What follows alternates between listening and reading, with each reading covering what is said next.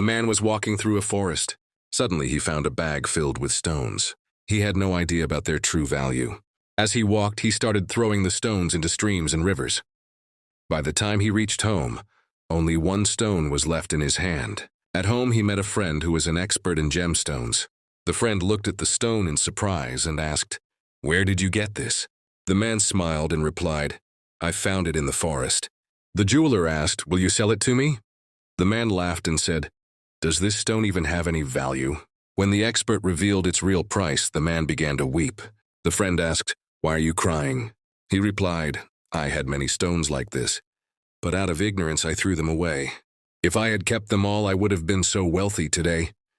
Imam Ghazali, may Allah have mercy on him, says, "On the day of judgment, a person will realize that moments spent in obedience to Allah were like precious jewels, and the moments wasted in negligence were the true loss. If only we had spent every moment in the obedience of Allah, so value your time before death comes. May Allah take our souls in a state where He is pleased with us. Ameen."